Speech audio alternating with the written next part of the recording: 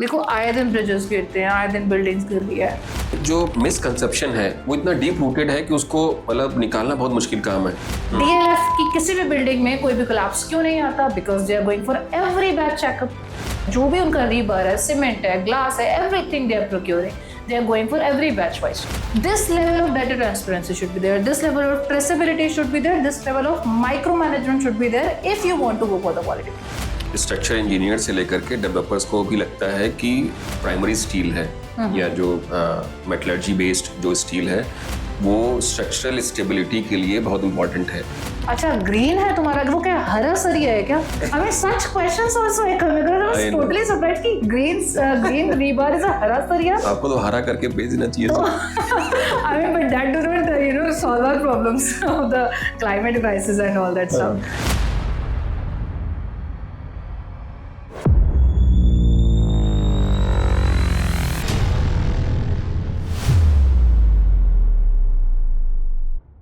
दोस्तों, GT log podcast के इस एपिसोड में एक बार फिर से आप सब लोग का स्वागत है।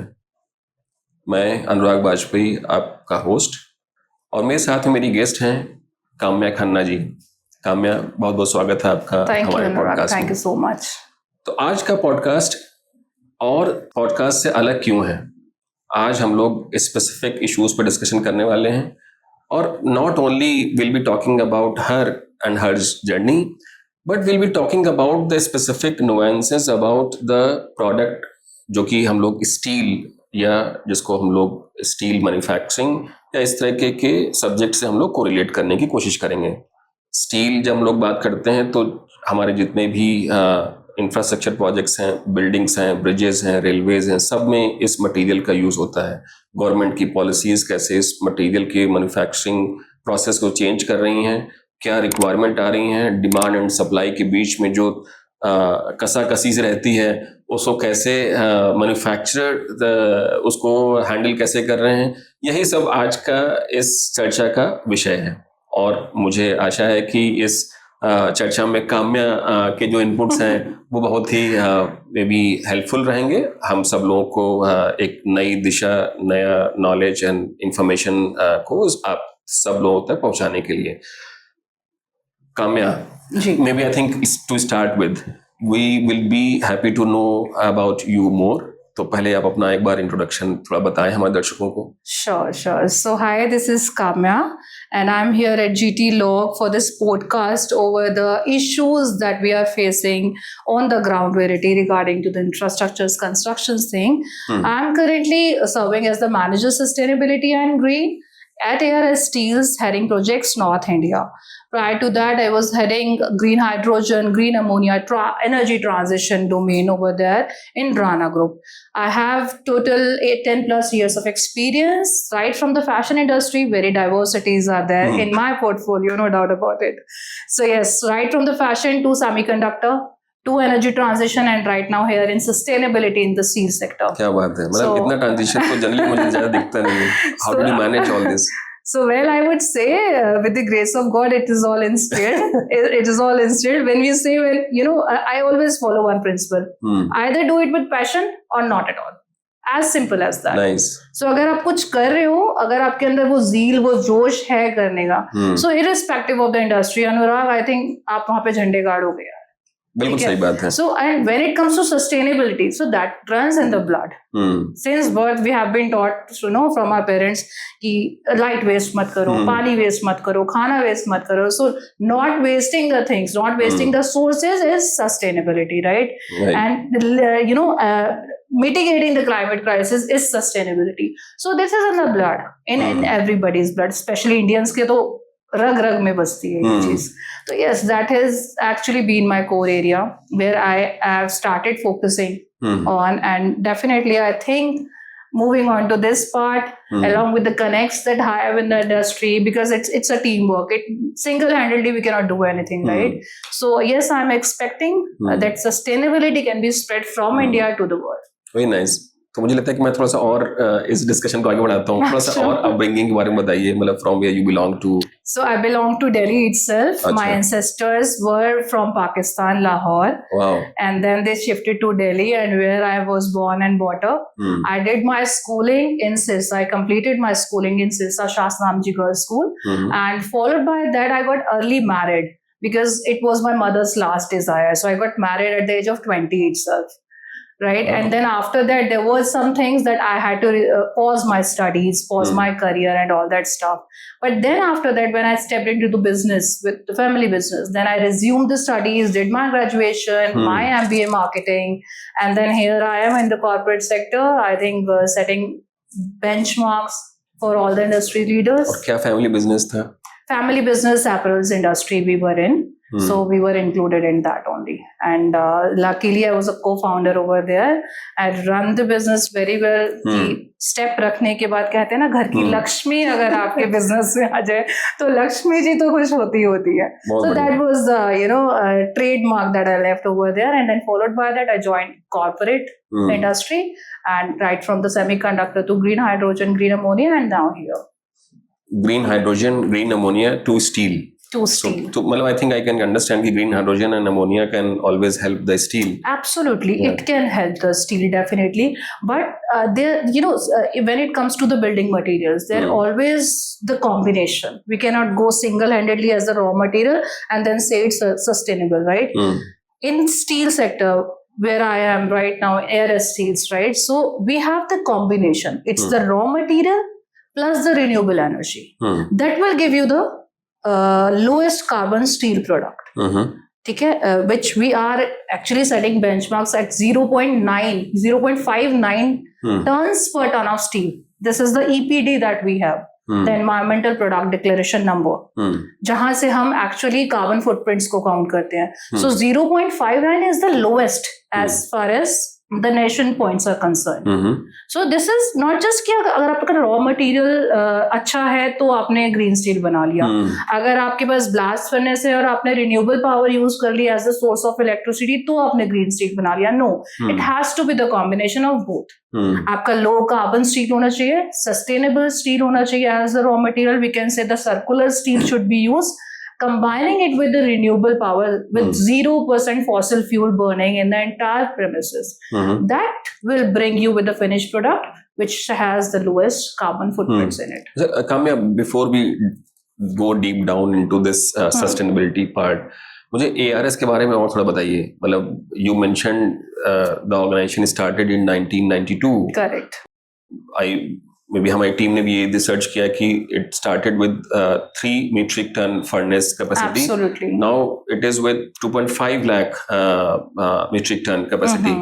तो ये ARS की जो जर्नी है in terms of the growth prospect, ये पूरा स्टील एज ए इंडस्ट्री सभी बढ़े हैं या सिर्फ ARS ही बढ़ी है? See, Sabhi, no doubt about it. It's a very gradual success for everyone. Steel sector, आज अगर हम बात करें तो हमें पता है कि वर्ल्ड की स्टील जो अगर आप यूज करते हो, इट इज द सेकंड और third largest producer of steel India is, right? So definitely मैं यही कहूंगी कि सिर्फ ARS की जर्नी नहीं है, ये सारे ही स्टील मैन्युफैक्चरर्स की जर्नी है, which we started somewhere from scrap and then we are here now, right?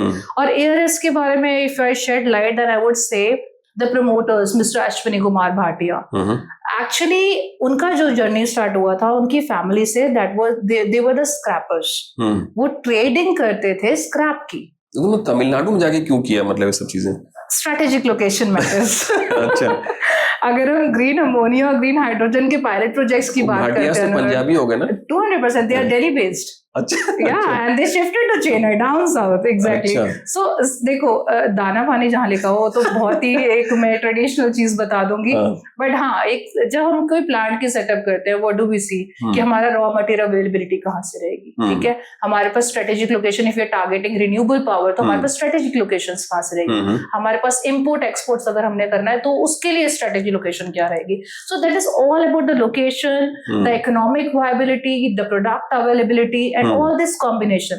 ठीक है, तो सर भाटिया सर यहाँ पर दिल्ली में they were the king in traders of scrap, they were the king in entire north India. तो उन्हें बहुत अच्छी तरह से पहचान है। We can easily in a nutshell can say कि जो चॉइस है ना रॉ मटेरियल की, स्क्रैप की, वो उनकी रग रग में है, it's in the DNA. So from their fathers, Ashwini sir के जो फादर थे, उनके जो चाचू अंकल्स वगैरह थे, they were all in this business. कोई ग्लास स्क्रैप में, कोई स्टील स्क्रैप में, कोई दूसरे फेरोलॉयज में। तो वहां से ये जर्नी चलती आ रही है। So it is a legacy you can say which they are carrying forward. तो जो एक पहचान होती है ना, कहते हैं ना जब बच्चा पेट में होता है आपके, तो जो आप उसको सिखा रहे हो ना, वो जो आप कर रहे हो उस टाइम वो सीख रहा है, जैसे अभिमन्यु ने सीखा था। So I think I can easily recall that thing and combine that part with that कि हाँ यार वो चीज उन्होंने अपने डीएनए में लेकर आए हैं। नाइस। सो जब आपको एक रॉ मटेरियल की पहचान है, जो आपका बेस रहता है, फाउंडेशन रहता है किसी भी प्रोडक्ट को बनाने का, उसकी अगर पहचान है, तो उसी से अगर आप कोई पर्टिकुलर प्रोडक्ट बना रहे हो ना, तो उसमें आप क्वालिटी में फेल नहीं हो सकते, बशर्ते आप कॉन्शियसली उसमें काम करें। Because it's always the conscious which takes us ahead, which makes us the leader in the industry irrespective of any product. Correct. So ये उनका रहा कि उनके पास जब प्रोडक्ट इतना अच्छा था, उनको पता था कि रॉ मटेरियल्स कौन से अच्छे होते हैं, जिसमें हमारे पास यील्ड स्ट्रेंथ अच्छी आए, जिसमें हमारे पास लो कार्बन रहे, एमिशंस कम हो। तो तब ही गॉट वन फ्रेंड जो फैक्ट्री उनका लगा हुआ था, तो उन्होंने बोला कि आप यहाँ पर आके फैक्ट्री लगाओ इस चीज की। Then they shifted to Chennai and they put up the plant over there. Rightly said कि 3 metric tons से start किया था, but now the expansions is on such a level that we have 25 metric tons, 2 furnaces, induction furnaces running in our plant, and the expansion plan is ongoing again.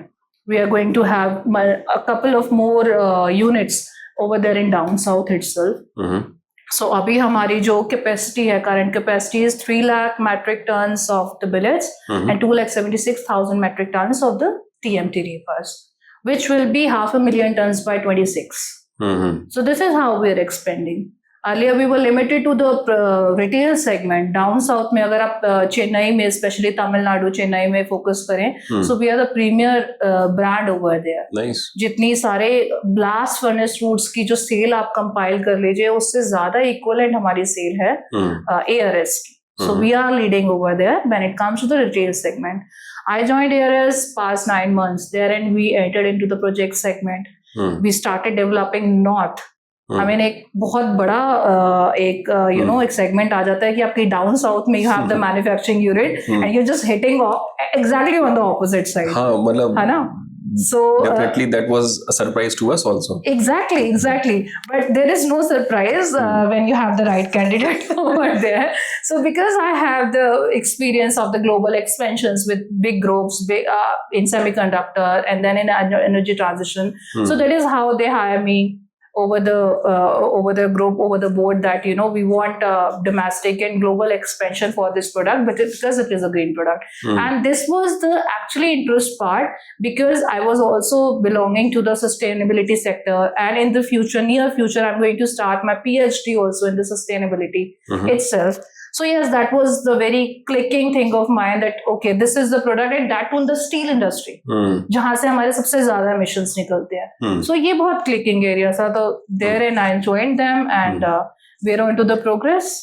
Very nice. So coming back to the earlier part which you were explaining, you were mentioning 0.59 tons of CO2 per tons of finished steel. Correct. एक तो इसमें जो finish steel versus normal steel, इसका difference कुछ बता सकती हैं?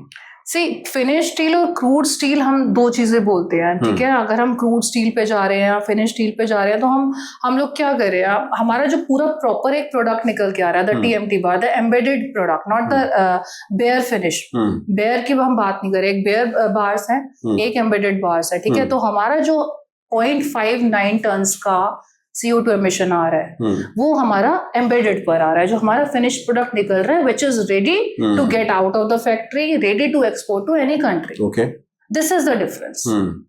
तो हमारा जो पूरा प्रोसेस चलता हुआ है, प्रोसेस, हर एक प्रोसेस पे we are having live testing of the emissions, live testing of the rebus quality, the chemical properties, physical properties, because we have SGS team sitting inside with us. So that SGS team is the world largest testing agency, right? So वो क्या कर रहे हैं, जो भी हमारी heat निकल रही है, जो भी हमारा बैच निकल रहा है, हर एक बैच की लाइव टेस्टिंग कर रहे हैं कि इस प्रोडक्ट की, इस बैच की क्वालिटी क्या है, कितना ये केमिकल प्रॉपर्टीज पे फिट बैठता है एज पर 1786 और कितना फिजिकल प्रॉपर्टीज पे फिट बैठता है. Once they pass it, they have the QR code pasted on the each and every batch. Right. After that, what we are working on now ahead to this, suppose you are a customer, you got एक हमारा segment आपके पास आया and you want to check कि कम है इस batch में मेरे CO2 फुटप्रिंट्स एक्चुअली कितने थे. आपने तो एक टेस्टिंग करवा ली, थर्ड पार्टी ऑडिट करवा लिया कि आपको 0.59 टन आ गया, बट समवेयर समटाइम्स हैपन कि तमिलनाडु में, चेन्नई में आपका विंड वेलोसिटी बहुत ज्यादा हाई हो जाता है. There then in we have very lowest footprints again, even to 0.3, 0.2 भी पहुंच जाता है. So in particular इस lot का आपका CO2 footprint क्या है? So what you do, you're gonna scan that QR code that will be providing you. Scanning that code, उस बैच का जो CO2 footprint रहेगा वो आपके पास आएगा. उस बैच की जो केमिकल प्रॉपर्टीज रहेंगे, फिजिकल प्रॉपर्टीज रहेंगे, वो आपके पास आएंगे. इससे क्या होता है अनुराग, ये डेटा ट्रांसपेरेंसी दिखाता है आपको, ट्रेसेबिलिटी दिखाता है कि आप कैसे ट्रेसेबिलिटी आप कैसे कर सकते हो, क्योंकि डेटा ट्रांसपेरेंसी की बहुत कमी है जब हम बिल्डिंग मटेरियल्स पे आ जाते हैं तो. बट अगर आप ARS पे देखोगे तो there is 100% data transparency. I mean if you are a customer, you are sitting over here, everything is encrypted with our ERP, internal ERP system. While sitting in your office, you can easily watch what product we are making, if that's your lot, what product, what heat we are giving, how much temperature we are using, what kind of raw material we are using, from the raw material procurement till the finished product. You can watch each and every step sitting over here. This is the kind of data transparency that we are giving to the customer. Why? Because we are quality conscious. Why? Because we do not compromise on the quality at all. Yeah. This is the first and ever priority of ARS, that we want to go green, plus we do not want to compromise on the quality. So this is actually the need of the hour, data transparency, traceability कैसे मिलेगी, कैसे आप, क्योंकि आप एक product को ले लोगे तो आप उसकी पहरेदारी नहीं कर सकते. You do not have that much of time. But जब आपकी बिल्डिंग्स कोलैप्स हो जाती है तब आपको रिस्क आता है, तब आपकी गुडविल पे रिस्क आता है, आपके नाम पे रिस्क आता है, लोगों की जानों पर रिस्क आता है, सबसे बड़ी बात, right. So you should use that product, you should procure that product starting से ही, कि आपको लगे कि यार हाँ ये प्रोडक्ट मैं आंखें बंद करके ले सकता हूँ, इस पे मेरे को पहरेदारी नहीं करनी पड़ेगी, इस पे मुझे किसी की जान का खतरा नहीं होगा. So such level out of our conscious we are doing. Carbon footprint के लिए मैं अपने दर्शकों को एक बार बता दूं कि मिनिस्ट्री ऑफ स्टील ने रिसेंटली एक ग्रीन स्टील टैक्सोनॉमी रिलीज की है, और उसमें 5 स्टार, 4 स्टार और 3 स्टार के 3 लेवल्स क्रिएट किए हैं. 5 स्टार के लिए उन्होंने थ्रेशोल्ड जो डिफाइन किया है उसका है 1.6 टन्स ऑफ CO2 पर टन्स ऑफ फिनिश स्टील, और इस तरह से 1.6 से 2 से 2.2, 2.2 से नीचे का जो पार्ट है वो ग्रीन स्टील में नहीं काउंट होगा. कम है. एक और क्वेश्चन है, 0.59 टन्स ऑफ CO2 पर टन्स ऑफ फिनिश स्टील का जो कंपोनेंट है, वो जो थ्रेशोल्ड है 5 स्टार है उससे लगभग 3 गुना कम है, या 1/3 है. अब मतलब स्पेसिफिक थोड़ा सा अगर maybe I think steps में थोड़ा प्रोसेस बताएं कि मतलब ARS ऐसा क्या करता है कि इस थ्रेशोल्ड से इतना नीचे जाकर के उसने ये नंबर अचीव किया है. आई अंडरस्टैंड यू मेंशन्ड कि हम ये रिसाइकल स्टील यूज करते हैं, ये सब चीजें, but I think for the viewers, for the listeners point of view, मगर अगर सिंपल तरीके से बताएं कि एक, जैसे if I want to become the steel manufacturer, हम स्क्रैप को एक जैसे रॉ इनपुट मटेरियल की तरह काउंट करें, हम ऐसा क्या करें ताकि हम बेसिकली जो टैक्सोनॉमी कंपोनेंट है उसको हम उस थ्रेशोल्ड को मीट कर लें. In your case it is much less than what is being defined as a green taxonomy. Actually, तो before I get to your question, I would say Ashwini sir एक चीज बोलते होते हैं कि अगर आप अपना खुद का भी प्लांट लगा लो ना तो एयरएस के प्रोडक्ट जैसा प्रोडक्ट नहीं बना सकते. अच्छा. So we have that confidence. Open challenge है भाटिया जी This का. is the open challenge. I mean, to every developer, every prospect client, you know, he used to say कि सर अगर आप, मैं ये दावे से कह सकता हूँ, अगर आप अपना प्लांट भी लगा लो ना, हमारे जैसे स्टील नहीं बना सकते. अच्छा. He has that confidence. Why? Because something lies in his DNA, no? Something lies in his conscious. जो उन्होंने सीखा है, जो वो करते आए हैं अपने हाथों से, right? So back to your question, क्या करना चाहिए जो हमें थ्रेशहोल्ड से भी आगे ले जाए? So देखो, बहुत लेमैन लैंग्वेज में मैं बताऊंगी अनुराग, ग्रीन स्टील को प्रोड्यूस करना इज नथिंग बट हमारा रॉ मटेरियल का कॉम्बिनेशन होना चाहिए. ठीक है, उसके साथ हमारी renewable power beat be hydro power, beat be wind energy और beat be the solar energy, इन दोनों का कॉम्बिनेशन जब हम लेते हैं तो वो हमारा जो फिनिश प्रोडक्ट निकलता है वो लोएस्ट कार्बन प्रोडक्ट निकलता है, जिसमें सबसे कम हमारे फुटप्रिंट्स रहते हैं, कार्बन फुटप्रिंट्स.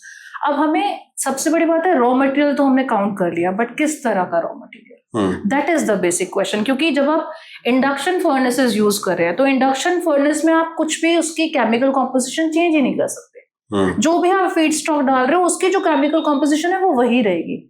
तो ये सबसे बड़ा चैलेंज आता है.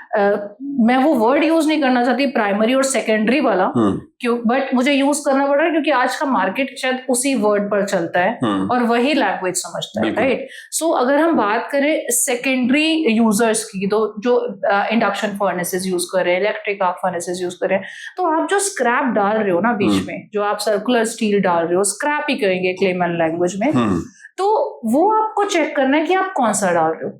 देखो, अगर हम कुछ खाना खा रहे हैं and we want to maintain our health, right, कुछ भी खाते रहोगे तो you can not sustain with your health, good health, right.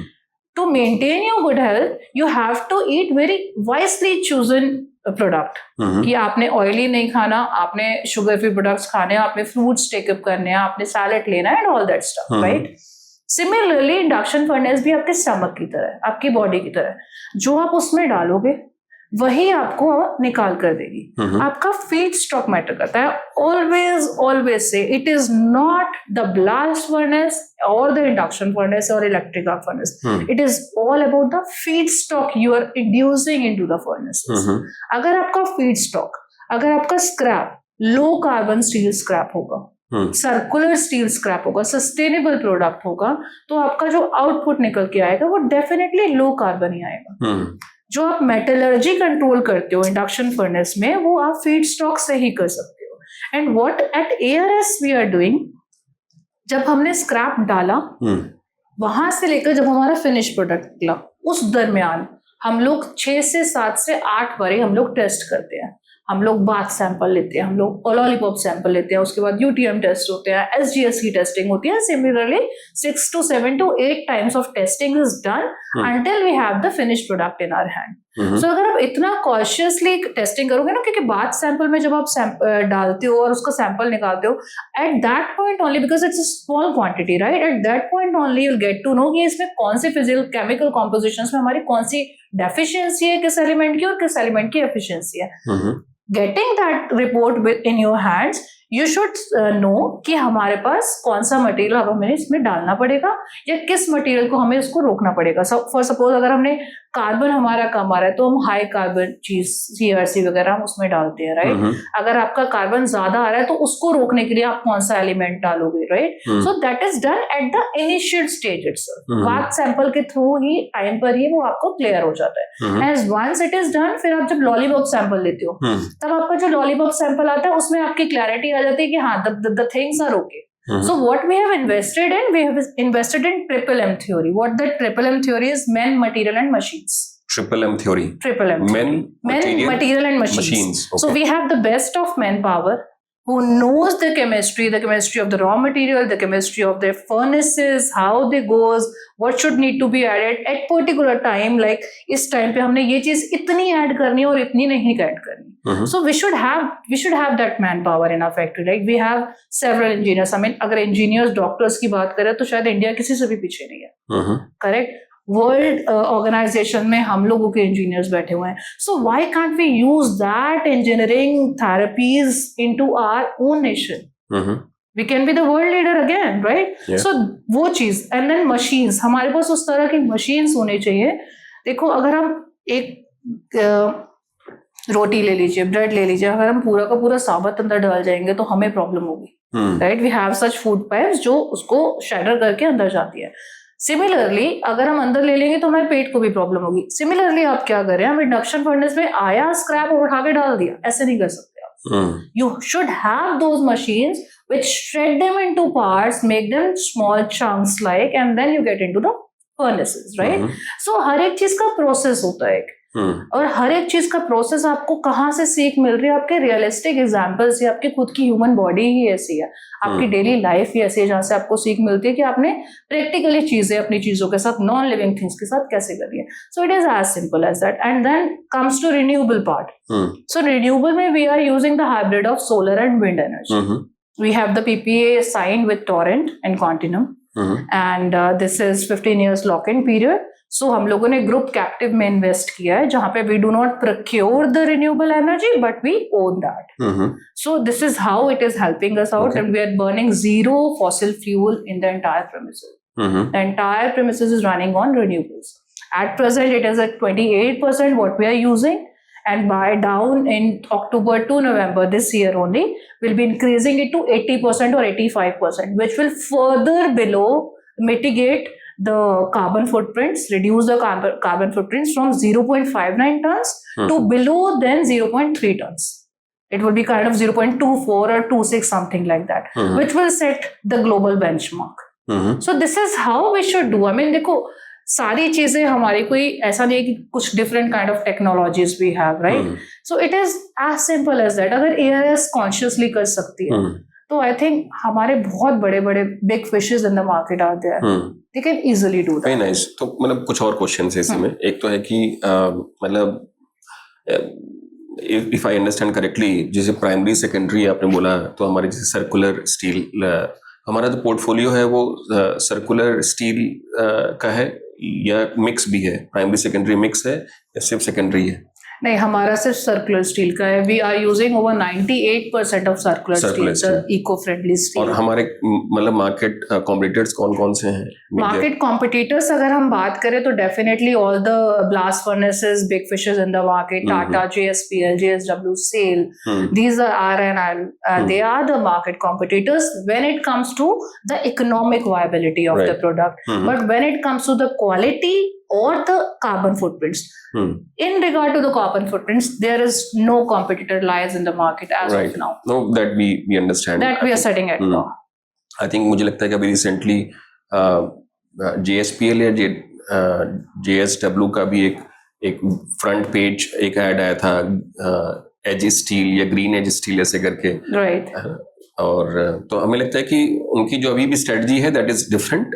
They talk about the carbon credits rather than the actual exactly and that is other way how we can make our product clean, you know, trading of carbon that is an alternative strategy. Yeah, that is a alternative strategy, but that is not cannot be implemented on the ground कि हम ground rate जो practical चीज हम लोग कर रहे हैं, that is not the practical thing. That is kind of a trading, a business that yes, you can trade the carb credits and you can go for the green things in the market. That is not the solution, not the alternate, but that's a kind of a different ballgame. And this is again a different ballgame when you're doing things on the ground. Right? तो practical चीज जो आप कर रहे हैं, जो product आपने कर रहे हैं, जो प्रोडक्ट यूज होना है आपके प्रोजेक्ट्स में, उसका क्या एम्बोडेड एनर्जी है, उसके कौन से एम्बोडेड एमिशंस है? Because this are the embodied emissions that matters for the entire life. तो आप एक इनिशियल कॉस्ट देख रहे हैं प्रोडक्ट की, एक आप लाइफ साइकिल कॉस्ट देख रहे हैं. तो what do you focus on, what do you want actually? क्या आप चाहते हैं कि आपने एक बार कम पैसे लगा लिए और आप जिंदगी भर उसको मेंटेन करते रहेंगे, 15 साल बाद उसका सिविल चेंज करेंगे? और इफ यू वांट कि आपने पहले ही अपफ्रंट कॉस्ट ज्यादा लगा ली और आप 50 साल तक सिविल आपको चेंज करने की जरूरत नहीं है, what do you prefer? I would ask. So definitely go for the second one, right? Life cycle cost. So this is the thing which is there in the market. एक और perspective है, मुझे लगता है कि मैं बायर सेलर पर्सपेक्टिव से पूछता हूँ. मुझे लगता है कि as a manufacturer I think the best thing for me would always be कि मेरा जो मटेरियल है वो जल्दी जल्दी सेल हो जाए. तो उस पर्सपेक्टिव से बताइए कि मतलब in general what are the basic nuances for selling maybe such a sustainable green steel product. But in terms of the issues, one issue that I can always highlight that maybe I think user को या customer को पता ही नहीं green steel क्या है. Very right. So maybe I think what are the other nuances कि मतलब demand आती है ग्रीन स्टील की या नहीं आती है. What are the specific nuances for selling the green steel as a product? See, अगर मैं nuances की बात करूँ और मैं demands की बात करूँ मार्केट में, I'm sorry if I am very specific about it, but I have to be. Why? Perspective है प्राइवेट सेक्टर स्पेसिफिक डिमांड की अभी. Correct. Okay, so private sector पे अगर हम जाते हैं, so people in principle they want to go green. They are saying that you know people, time and again daily basis पे आप अलग न्यूज़ हेडलाइंस देखोगे कि ये वाला builder is you know spend this much of years to go green, is it targeting net zero by this. Everybody has net zero initiatives कि हमारा target यहाँ तक का और हमने ये initiatives सेट कर दिया. But what in practically ground reality you face? I do not, as I've said, I do not have a competitor in the market as of now. Still, I am facing hurdles when we go to the private developers, right? What in reality is they want to go green, but they do not have the differentiation between operational emissions and embodied emissions. Which is operational emissions which is for a limited time period, and embodied emissions which carries for the lifetime. Right? So first of all, we need to educate them. Education is something where we are lacking actually, you know, because sustainability again is a very evolving domain. It's keep on evolving क्योंकि एक जैसे IT word है, IT word तो बहुत छोटा है, but उसको when you deep dive into it, you will say multiple things. Similarly, sustainability एक वर्ड तो सबको पता चल गया, but what sustainability we should actually focus on is the embodied emissions, क्योंकि वो आपका लाइफ टाइम चलती है, right? So people do not have the awareness first of all of this part, and when we educate them, when we make them aware, then everything comes on the business, and business is equals to the economic viability. When we have the economic viability, then the comparison is done, as I told you in your earlier question as well, between primary and secondary. This is the, I guess, not the myth but the mindset which people have been following. एक शायद प्रथा चलती आ रही है, एक शायद culture चलता आ रहा है कि नहीं यार हम तो ये खरीद रहे हैं, हम यही खरीदेंगे, आपके पास क्या हमें जानना ही नहीं है. प्राइमरी खरीद, हाँ, जो हम प्राइमरी खरीद रहे हैं तो हमने भाई सेकेंडरी में नहीं जाना. Sir we have the best quality, you can go for testing and नहीं खरीदना ही नहीं है ना, हमने तो यही खरीदना. मतलब एक वो कहते हैं ना, एक घोड़े की वो लगा देते हैं आप साइड में, तो वो उसने इस तरह से चलना तो वो इसी तरह से चलना है. Exactly. So nobody wants to be, in their language I should say, nobody wants to be the launching pad of anything.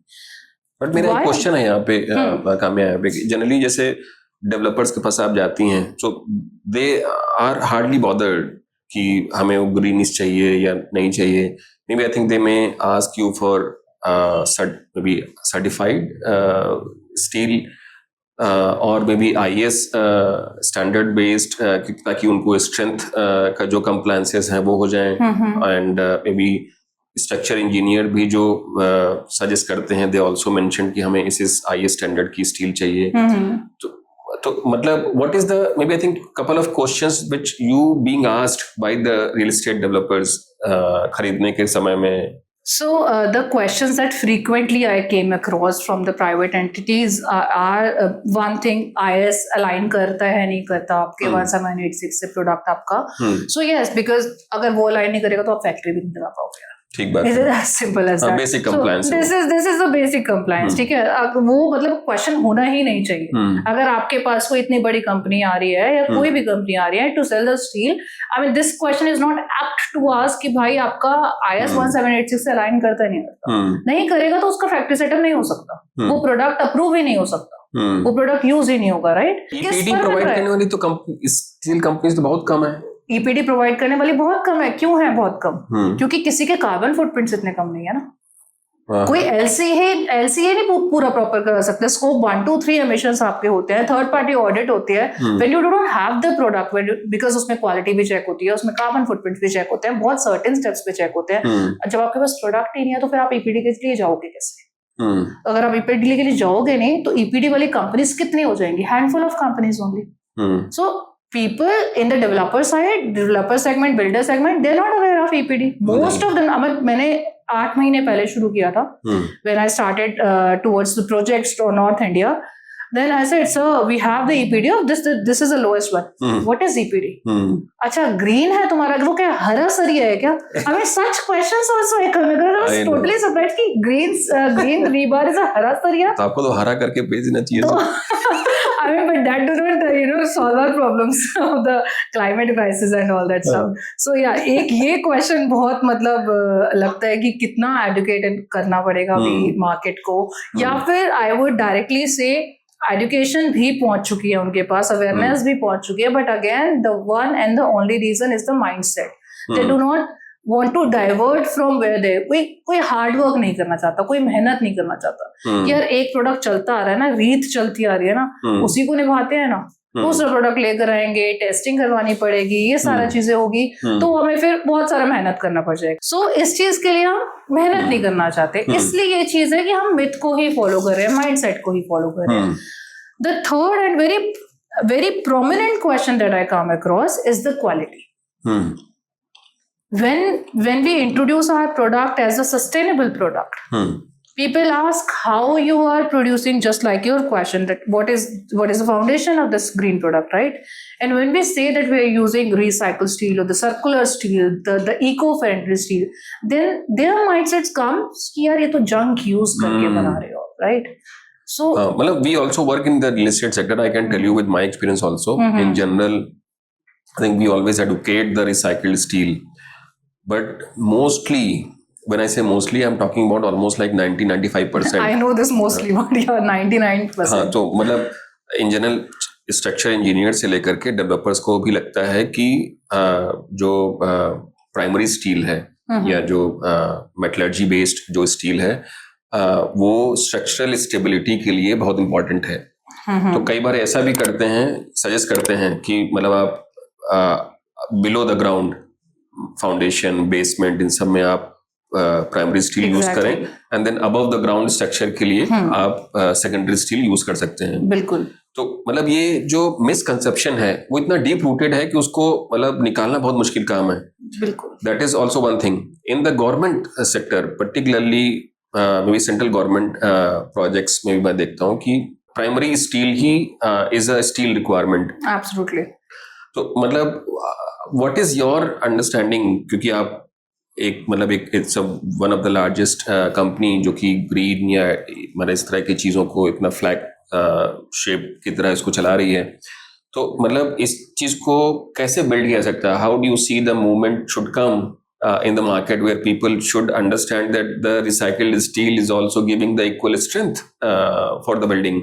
Very very good question. I think मैं यही चीज सब जगह एम्फसाइज करती हूँ कि जब तक आप प्रोडक्ट को यूज नहीं करोगे, सबसे पहले यूज करने के लिए आपके पास पॉलिसी होनी चाहिए, आपके पास कोड्स होने चाहिए, फ्रेमवर्क्स होना चाहिए, right?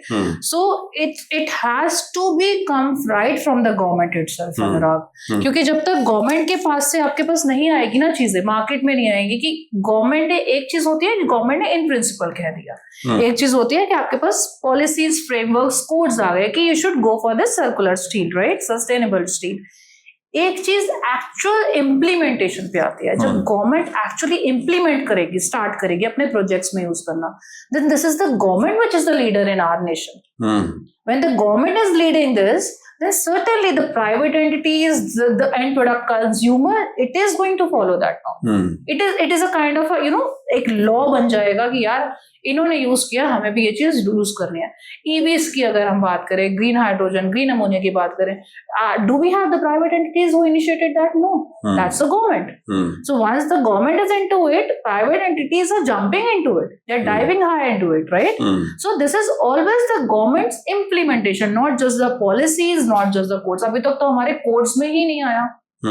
If you ask about green steel taxonomy, तो 5-star rating जो स्टील है या उससे बिलो जो हमारी we also imposed कि आप 6 और 7 स्टार कीजिए, ताकि वो एक डिफरेंशिएशन तो हो, but that could not be there क्योंकि हमारे पास मोनोपोली सेट हो जाएगी. We have just a single product in that, right?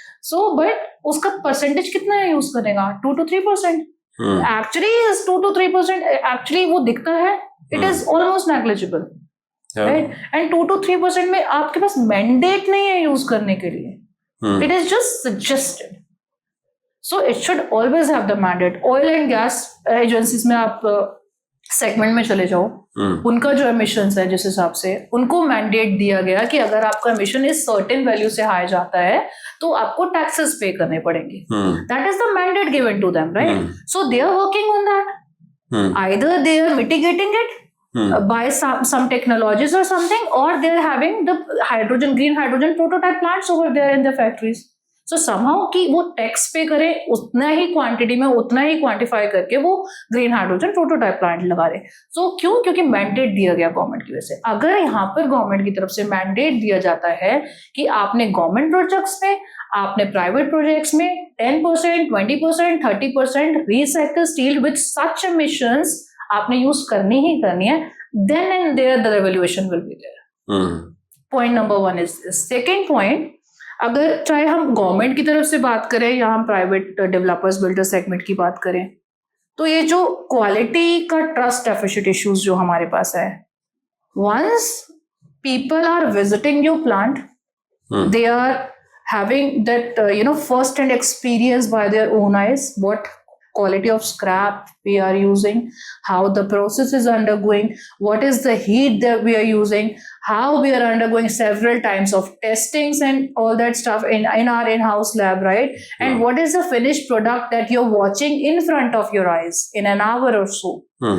Then and there, that experience will count. That is the accountability of your experience, which will come and implement. Now the third and the last point that comes is the economic viability. अगर आप Adidas का bag या T-shirt purchase कर रहे हो, you will have to pay the cost because it has the brand value, it has the quality product, so you have to pay that cost for the quality. वो आप एक बार खरीद लोगे, आपकी 10 साल भी चीजें खराब नहीं होती, राइट? आप किसी को दोगे तो आपको लगेगा यार मैं क्यों दे रहा हूँ, खराब नहीं हो रही है, बट आप you are fed up of using it, that is why you are giving it, right? Similarly, अगर आप किसी भी प्रोडक्ट में जा रहे हो तो you should pay and you have to pay something for the quality. I'm not asking to pay lakhs or years of rupees, but at least you should pay something, not as a premium, but on the sake of the quality of the product that you are getting. You are getting lowest carbon footprints. Similarly, you're getting the quality which is at par than in comparison to the primary manufacturers. Then what is stopping you to pay? If we say that our price is way higher than the primary manufacturers, then it is understood यार हम इतना high क्यों premium पे हम मतलब क्यों price पे करें हम, until unless we have the mandate to go for it. ठीक है? बट अगर आपके पास कुछ ऐसा है नहीं कि यार equivalent price है almost, तो फिर what is stopping you to pay? Right? You are going for the quality product. We are giving you the quality product. You want the lead time perfectly. We are giving you the lead time. You want every dyer's availability 24/7. We are giving you the assurance of every dyer's availability 24/7. In addition to it, we are giving you the lowest carbon footprints as well. Then there should be no hindrance in procuring that particular product, right? So these are the things that we go, and then there's apple to apple comparison. Particular hook नहीं है green steel खरीदने का. Correct. क्योंकि वही certifications की बात करें तो मैंने आपको बताया क्या चीजें हमारे सामने आती हैं, right? So people I think in terms of certification, I think जो certification agencies हैं, the green building agencies, IGBCs, GREHA, उनको एक differentiation parameter बनाना चाहिए. But they should actually differentiate the things कि embodied emissions में और operational emissions में आपका क्या फर्क आता है, आपको क्यों ये वाला सर्टिफिकेट मिल रहा है. अगर आपको ये सर्टिफिकेट सपोज करें आपको 15% FAR आपका ग्रीन बिल्डिंग सर्टिफिकेट पे मिल ही रहा है, तो अगर हम कस्टमर को बोलते हैं you'll be getting 15% FAR and all such subsidies and benefits, procuring our product, तो उनका सेम आंसर होता है कि ये तो चीजें हमें दूसरों से भी मिल रही है, and this is the truth. We cannot deny this fact, right? So वहां पर कुछ डिफरेंशिएशन हो. अगर आपके पास 15% की लिमिट है तो 5% रखे ऑपरेशनल एमिशंस के सर्टिफिकेट्स पर, whereas 10% should be there on the embodied emission certificate, which should be different. Now they're going to launch something equivalent to EPD or LCA. ये कुछ सर्टिफिकेट इक्वलेबल का लॉन्च करने शायद जा रहे हैं. ग्रीन ग्रोथ ऑलरेडी है. करेक्ट. बट इन सब जितनी भी जैसे ग्रीन बिल्डिंग सर्टिफिकेशंस हैं, we are very much into this domain also. And then most of the projects जहाँ पे हम लोग करते हैं, there are mandates from the green building rating agencies कि recycled steel वो भी percentage उनका defined है 35-40 या तो recycled steel का clause उनके केस में है. Then if the product steel is recycled, then there are more number of but how many points. numbers? What is the weightage? Is it actually accountable? No, the weightage is less, and then recycled, when we say, then it's not only meant for steel, but maybe other specific, let's say glass also has a recycled component, steel also has recycled content, maybe other some specific products also. Similarly for maybe cement has a fly ash. So all these maybe specific building materials where it is mentioned clearly कि हम किस material में हम fly ash की बात कर रहे हैं, किस में हम लोग रिसाइकिल की बात कर रहे हैं, so that the total embodied carbon of that those set of materials उसका ऑप्टिमाइज हो जाए. करेक्ट. ऑल्दो कार्बन एमिशन पे स्पेसिफिक अभी एम्बॉडीड कार्बन पे उनका इंफॉर्मेशन मैंडेट नहीं है. Correct. But they are also trying to build it. Point है कि अगर रेटिंग एजेंसीज की भी लिमिटेशन है, अगर वो मार्केट में सप्लायर अवेलेबल नहीं है इतने, तो फिर उनको मैंडेट करके फिर चैलेंज होता है. दैट इज द चैलेंज ना, that government is saying, that green building agencies are also saying, then who is going to step ahead? किसको स्टेप लेना पड़ेगा? Who is going to initiate? तो मतलब मेरा अंडरस्टैंडिंग इस पे है कि मतलब जो प्राइवेट सेक्टर का जो पार्ट है, that is always based on the initiatives, either through the environment और through the incentive based mechanism, or maybe somewhere people are more conscious and aware. Let's say if I have to procure, I'll be certainly going for the recycled steel, क्योंकि मुझे लगता है कि अगर मैं strength से compromise नहीं कर रहा हूँ, तो I'll be certainly focusing on this. There are so many people, but still I think the market will move faster when the government takes the initiative. Absolutely, no doubt about it. तो coming to let's say the government procurement point of view, कि generally let's say आपके product को let us से CPWD का कोई tender आता है ना, या लेट अस से मिनिस्ट्री ऑफ रोड या हाईवे से आता है, मॉर्थ जिसे हम लोग बोलते हैं, ministry of road transport and highways, है ना. तो जनरली वहां पे स्टील की प्रोक्योरमेंट ज्यादा है, और उसमें डायरेक्टली भी हो सकता है कि प्रोक्योर करते हो. उस केसेस में what is it that you really feel that उनके प्रोक्योरमेंट मॉडल का हिस्सा होना चाहिए?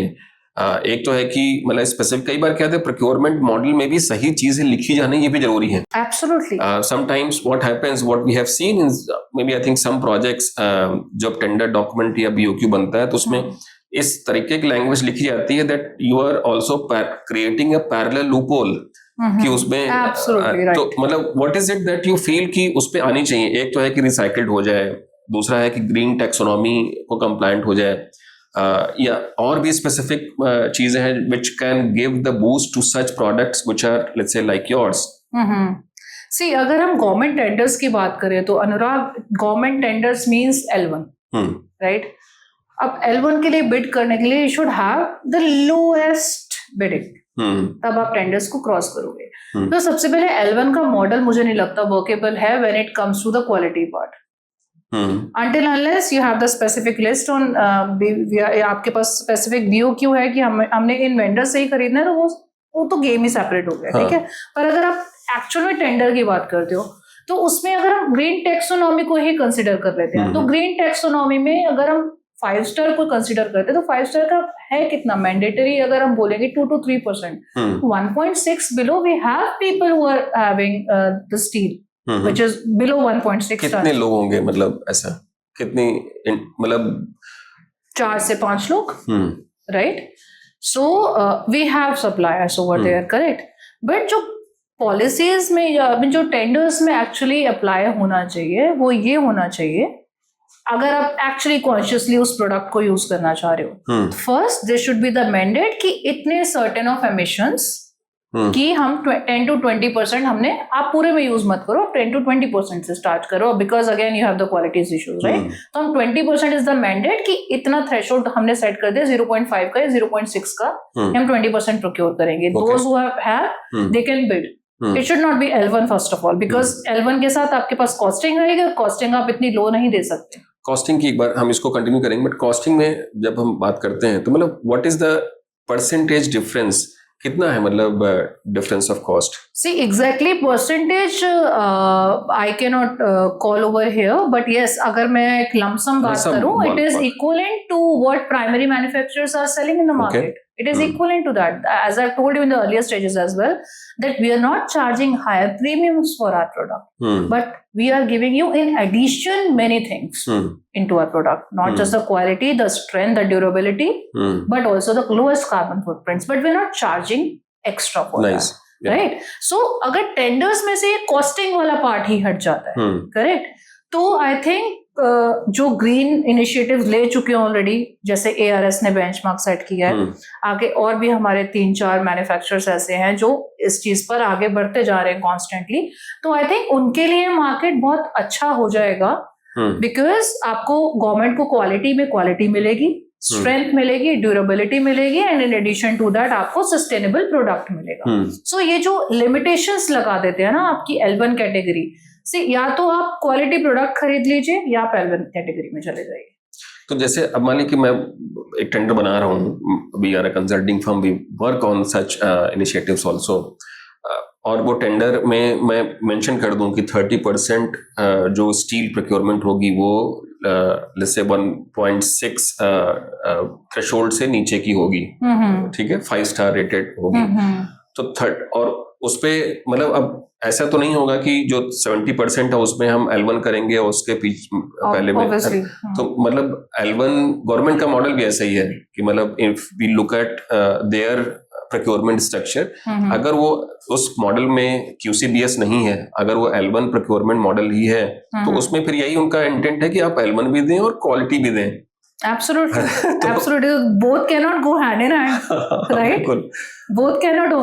I mean, अगर आप नॉकऑफ्स खरीद रहे हो तो आप 100 रुपए में खरीद सकते हो, अगर ओरिजिनल खरीद रहे हो तो आपको 5,000 पे करना पड़ेगा. नहीं, बट गवर्नमेंट की एक्सपेक्टेशन तो ऐसी होगी. तो गवर्नमेंट की एक्सपेक्टेशंस वही तो आ जाके नटशेल पे वही चीज आ जाती है ना कि government has to revise the things. But कैसे करेंगे? मतलब ऐसे 30% ग्रीन स्टील है, उसको L1 पे नहीं रखेंगे.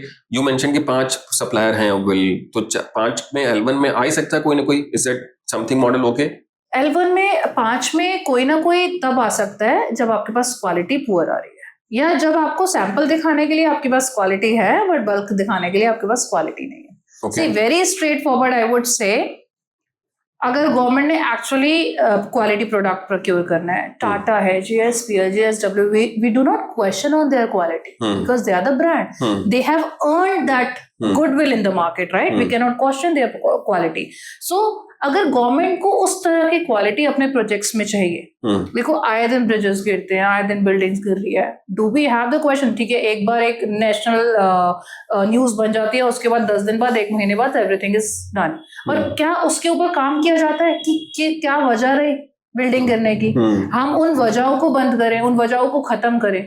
अगर उन वजहों पे ही काम किया जाता तो शायद L1 कैटेगरी भी एग्जिस्ट नहीं करती, क्योंकि क्वालिटी के साथ आपको कहीं ना कहीं पे करना पड़ेगा. आप सोचो कि आपको प्राइमरी स्टील 50 रुपए में मिल रहा है, और आपको कोई भी सेकेंडरी, जो हम बोलते हैं सेकेंडरी स्टील, झालना का, रायगंज का, तो रायपुर का हमें 45 में मिल रहा है, तो 45 वाला ही बिड लेके जाएगा. This is for sure. Then are you actually in a state to say that we are not compromising on the quality? Are you actually in a state to say that we are going green? No. But वो झालना वाला जो है वो अभी green steel तो नहीं manufacture कर रहा ना. Right. So we should have the mandate. No, या तो देखो बाइफरकेट करो इन चीजों को, कि अगर आपने 30% 20% मैंडेट निकालना है कि हमने ग्रीन जाना है with this threshold, let's say 5 star rating, ठीक है, तो उसके लिए आपके पास L1 कैटेगरी नहीं होनी चाहिए.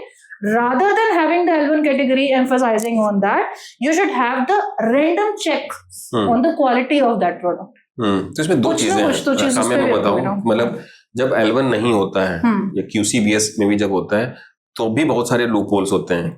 मतलब गवर्नमेंट इन जनरल प्रोक्योरमेंट में QCBS और L1 रखती है, बट आप देखिए मे बी मैक्सिमम या most of the procurement L1 पे इसलिए जाते हैं क्योंकि QCBS की भी इवैल्यूएशन करना आसान नहीं है, बिल्कुल, है ना। उसमें भी लोगों को लगता है कि फेवरेटिज्म है, ये सब चीजें, इसलिए लोग L1 करते हैं ताकि कम से कम गवर्नमेंट का जो टैक्स पेयर मनी है वो तो सेव किया सके। And then there are mechanisms in terms of maybe validating the quality, वो उसकी रिक्वायरमेंट है। Now the second point as you mention कि मतलब how they will differentiate the quality, ये गवर्नमेंट का भी बहुत बड़ा आई वुड से कंसर्न है ये, कि अगर कल को टैक्स, अभी नो टैक्सोनॉमी रिलीज कर दी, प्रोक्योरमेंट मैकेनिज्म्स का भी हिस्सा बनेगा, ये अपने आप में एक चैलेंज आएगा ही आएगा कि कौन सा एक्चुअल ग्रीन है, कितना ग्रीन है, उसके लिए क्या सर्टिफिकेशन चाहिए, whether the certification has that validity, which are the bodies,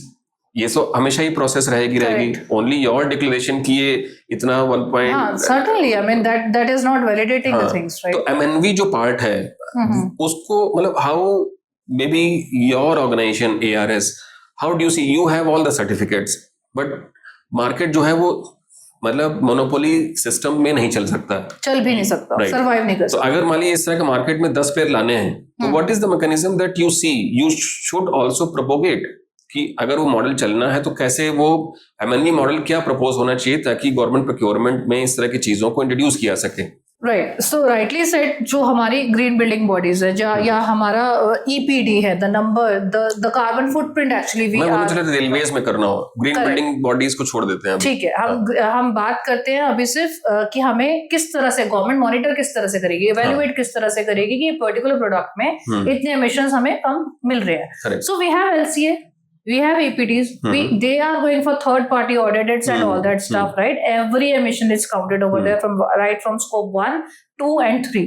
So I think ये mandate रखना चाहिए कि हमारे पास जो प्रोडक्ट हम प्रोक्योर कर रहे हैं, it should either have EPD or the LCA number with that.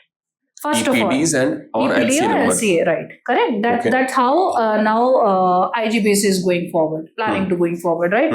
Either the product should have the EPD or its equivalent LCA.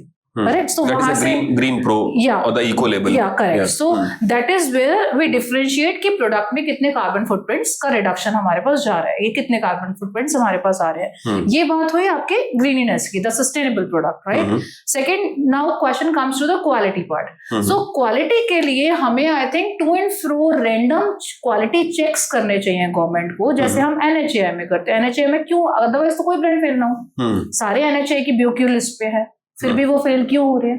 Because they are going for the random checkups. DLF की किसी भी building में कोई भी collapse क्यों नहीं आता? Because they are going for every batch checkup, every heat they are checking, जो भी उनका रीबार है, सीमेंट है, ग्लास है, everything they are procuring, they are going for every batch wise checkup. Batch checkup is every 25 metric tons they are checking in. When I had the very big meeting in DLF with the quality head and the design construction head, they are saying, Kamya, DLF में आ तो गई हो, मतलब मुझे बहुत हंसी आ रही है अभी चीज बताते हुए भी कि DLF में आ तो गई हो बट तुम्हें परेशान कर देंगे, इतना तंग करेंगे क्वालिटी चेक करने में कि तुम खुद भाग जाओगी। मैंने कहा सर, मैं एक्चुअली ऐसे बंदे ढूंढ रही हूँ, करो ना तुम लोग। अगर क्वालिटी चेक करोगे ही नहीं तो कैसे लोगों को मोटिवेशन मिलेगी, कैसे आप लोग उनको पिन करोगे to make the better quality? जब तक गवर्नमेंट आपको जब तक हम बच्चों को हर चीज पे टोकते नहीं है ना, तब तक हमारे उनके अंदर डर नहीं बैठता। तब तक वो कुछ ना कुछ छुप के इधर से उधर से कुछ ना कुछ शरारतें कर लेते हैं। बट जब उनको डर होता है ना कि यार नहीं, मम्मा वॉच कर रहे हैं, पापा वॉच कर रहे हैं, we should not do this, we should not say this bad word, we should not do that, right? तो वो क्वालिटी बच्चा निकाल के लेकर आता है। Monitoring, exactly, this monitoring, this in corporate word we can say is I think micromanagement, right? This needs to be done. Once, and government should visit the factories. तो government तो बोलती governance model पे चलना चाहिए, micro manage तो करते नहीं लोग। कौन है ऑनेस्ट बताओ आज की डेट में? If you're talking about someone, then can you say कौन है ऑनेस्ट? कौन ऑनेस्ट? अगर इतना ऑनेस्टी होती तो ट्रेसेबिलिटी नहीं होती हमारे पास, डेटा ट्रांसपेरेंसी नहीं होती हमारे पास। आज जब टैक्सोनॉमी रिलीज हुई, जब टैक्सोनॉमी के अवार्ड्स वगैरह मिलने थे, so they ask us, and the moment they ask, in a couple of days we have provided each and every document to them. Why? Because we have the records. Why? Because we keep on doing the data transparency with 100% of our best efforts. अगर आपके पास होगी ही नहीं data transparency, last 10 years के, last 20 years के, last 5 years के records कहाँ से दोगे आप documentation? This level of data transparency should be there. This level of traceability should be there. This level of micromanagement should be there if you want to go for the quality product. As simple as that. Micromanagement तो करनी पड़ेगी. अंधविश्वास करके आप नहीं चल सकते. Expecting, if you're not honest, you're not expect सामने वाला बंदा to be honest to you. अच्छा, आपकी इस प्रोडक्ट की एक्सपोर्ट पोटेंशियल भी है काफी. So, is there any particular, what is the percentage of the portfolio that goes out from the country? See, abhi we are not exporting anything. Okay. We are abhi struggling in our own nation itself. Okay. Right. Struggling क्यों बोल रही हैं? Struggling इसलिए बोल रही हूँ because जब तक ये प्रोडक्ट इन यूज नहीं आ जाता गवर्नमेंट के थ्रू. तो आप लोग तो मतलब एक तो तमिलनाडु बैठ करके नॉर्थ इंडिया में सप्लाई करते नहीं है शायद. नहीं, हम नॉर्थ इंडिया डेवलप कर चुके हैं. अच्छा. So if you talk about particularly North India, then yes, we are soon going to supply to GMR. It's a very renowned one group, right? That is in Andhra Pradesh. No, that's in Aerocity, Gurgaon. Oh, okay. Their project is going on. So we are very soon going to supply over there the first DCG product. This is a very unique product in the industry. D shows the ductility, less phosphorus content, less sulfur contents, which make it more ductile. C shows its corrosion resistance properties, which is not anti-corrosion, but it is reducing the corrosion. अगर एक आपका corrosion 50 साल में हो रहा है, तो आपके इस प्रोडक्ट के साथ आपका वो लाइफ, प्रोडक्ट की जो लाइफ होती है, परफॉर्मेंस जो होती है आपके स्टील की, वो बढ़ जाती है. So it is going to start corroding it after 75 years if it has a life of 50 years, right? Okay. And then G stands for certainly green sustainability. So we are giving you the lowest carbon footprints. DCG. D ductility, C corrosion, G green. So this is a very unique combination that we are giving. And again, if you talk about the price की कम है, इसका तो बहुत ज़्यादा higher charge करोगे. So price is again equivalent to the primary manufacturers what they are giving in the market. So this is kind of a unique product. So this definitely, I mean, इन तरह के products की export market बहुत बड़ी है, because जब तक लोग manufacturers इस point पे आएंगे ना 0.59 पे, तब तक हम 0.2 तक पहुंच चुके होंगे. Which will again set the benchmark across the globe. जब तक वो 0.2 तक आएंगे, तब तक हम below 100 पहुंच चुके होंगे with 100% of the renewables which will be consuming as a source of electricity. So we are way ahead. I should not say we are stepping ahead or we are leading. We are much, much way ahead than the industry. Than the government can plan of or think of. So this is how, I mean, exports definitely, अगर आपके पास ये product है, India is the fastest growing nation when it comes to sustainability. Fastest growing economy. तो आप इस चीज से अपनी economy क्यों boost नहीं कर सकते? You should proudly say that it is not setting the monopoly in the market, right? It is rather setting the monopoly of nation across the globe. That yes, India has this product. Yes, I mean, अगर एक के पास product है, तो India में और भी लोग ये product बना सकते हैं. The top fishes in the market, they can go for this product. I mean, I'm not saying to transform the blast furnace route into the induction or electric arc furnace, but yes, they have that capability to have a separate setup. Jindal JSPS is going on. Tata is going on. Why not others? Why not the secondary so-called producers can convert into the product in the quality product? They are just to grab the market. They are just going with the price race, right? If they know that, you know, market grabbing is over the quality as well, not just the price, then why wouldn't they go for the quality? So what is the maybe cost component जब हम blast furnace से induction based furnace पे जाते हैं? ऐसा कुछ metric या parameter है? क्योंकि बहुत सारे हैं, मतलब जो सेकेंडरी मार्केट में हैं, but they are using the blast furnace. और मतलब मुझे लगता है कि जैसे I think on that day also I think someone also mentioned कि जो MSME सेक्टर के लिए भी अलग से या एक पैरेलल टैक्सोनॉमी टाइप की बनाई जाएगी या समथिंग लाइक दिस, ऐसा कुछ होगा.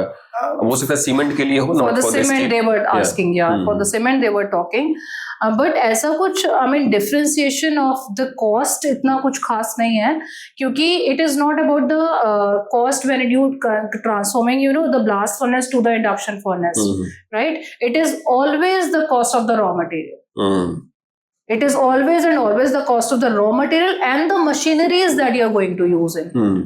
क्योंकि इन दोनों में ही कॉस्ट, आपका जो इन्वेस्टमेंट, जो केपेक्स जाता है, that is always in the raw material, the renewable power में भी अगर हम चेक करें, इन ग्राउंड चेक करें, so that is cheaper, right? Then people say if the renewable power is cheaper, then why the price is equivalent to the primary?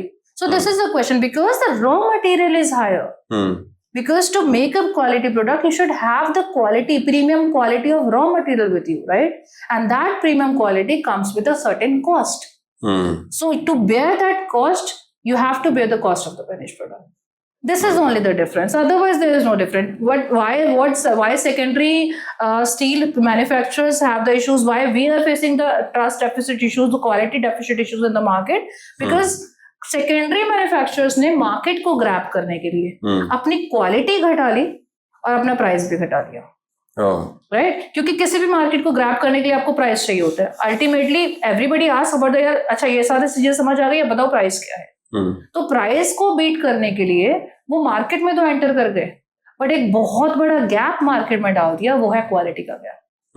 ये quality कोई भी चलेगी. आज भी I can not name the developers, there are big top notch renowned developers, those who से काम्या हमें यार ये 45 में माल मिल रहा है, सच quality.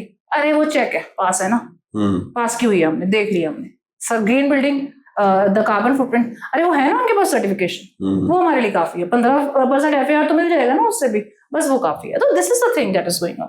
So we have to, I mean not we as mean government has to take this initiative as the mandate कि आप पिन पॉइंट करो उस क्वालिटी पर, जिसकी वजह से आपके प्रोजेक्ट्स कोलैप्स हो रहे हैं, जिसकी वजह से आपके back to back we get to see bridges यहाँ कोलैप्स हो गया, वहां कोलैप्स हो गया. कहाँ पर क्या प्रॉब्लम आ रही है? Structural consultants always tend to say कि ये प्रॉब्लम है, बिल्डिंग मटेरियल्स में प्रॉब्लम है, सॉइल इरोजन में प्रॉब्लम है. Do we mitigate those problems? No, it is not getting mitigated. If it would be, then these problems could not have been repeated in times. It could have been reduced, not been repeated. So this is the thing. Very nice. So come a lot of discussions around the steel that we have today. मुझे लगता है कि एक थोड़ा सा rapid fire round भी करते हैं, है ना? तो एक मतलब फर्स्ट क्वेश्चन है कि what is the latest maybe I think sustainability habit that you have adopted for yourself? Well, I would not say latest, but it is the sustainability a habit that I have been adopting since my childhood, which is not wasting the money, not wasting the energy, the resources that we have in house or in the country. Okay, very nice. Okay. And what is the hobby that you have? Going green in every way. Everything is green. Exactly. Going green, having said that, if it's an anniversary, it's a birthday, it's a bad day where I've lost my loved ones, on that particular days, all the days, entire yearly, we go and do the plantation. So this is a habit that our ancestors, now the present generation and the upcoming generation is now following. Green trees is... Yeah, green trees, plantation, mega plantation drive, you can say. Oh, very nice. By our family on each and every big day. And what is your favorite maybe city destination for you in India and outside India? Well, outside India, I don't want to explore because India में भी बहुत सारी चीजें हैं. So favorite city अगर आप मुझे पूछोगे तो मैं तो दिल्ली ही बोलूँगी. It's always Delhi, right? And yes, I definitely want to explore my nation, my country itself, rather to go out. क्योंकि इंडिया में मेरे को लगता है कि किसी भी ब्यूटी की, चाहे आप हिल्स की बात करो, चाहे आप ग्रीनरीज की बात करो, नेचुरल ब्यूटी, कुछ भी बोल लो आप, sunset, sunrise, positions, I mean जो भी आप चीजें बाहर बोलते हो कि यार जापान में हमें ये मिलता है और स्विट्जरलैंड में हमें ये मिलता है, so we have all there in India.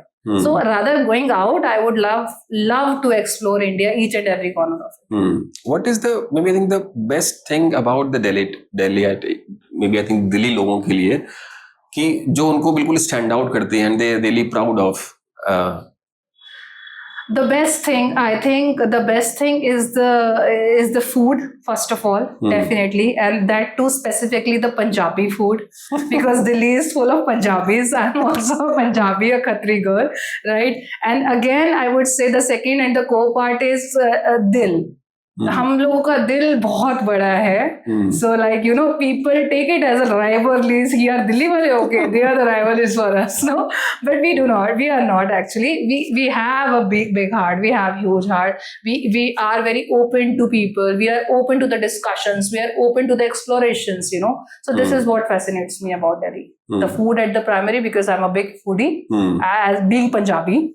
So yes, and second thing is Delhi Dil Walo Ki, as you always say. Very nice. So I think मुझे लगता है कि that is the best time where we can wrap up the discussion. Definitely. Thank you so much everyone for the patience listening. I think this is one of the best conversations that we have today. Although in the starting I was thinking that the overall topic and the subject is so hard in terms of more like a steel, but I really feel that the conversation has flown very well.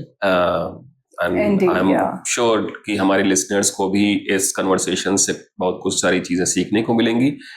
और इस podcast के इस description में हम लोग काम्या का LinkedIn ID भी tag करके देंगे along with our email ID and the specific contact information, so that if you have any specific query, suggestion for the next guest, or any other specific question that you have in your mind, you can always come back to us. You can write. Please like, share, and subscribe. Thank you so much, everyone. Once again, thank you, Kamya. Thank you. And just to finish it up, just to wrap up this entire GT Log podcast, I would just say one word to the audience who is listening Please. to me. My dad always say, you know, Kamya, lead a life. We should always lead a life of a student. There is no age of learning. There is no age of improvisation. So if you're leading a life of a student, everywhere you're getting to learn something. So it's a knowledge that sets us apart. It's the learning that sets us apart. Instead of a good speaker, we should rather be a good listener, because that will enhance your knowledge. Nice, very nice. Yes. So this is how I wrap up the podcast, and thank you so much once again for inviting me and for hosting me in such a way. Though steel is very brittle, but yet we had a good flow of the conversation. Thank you so much. Thank you so much.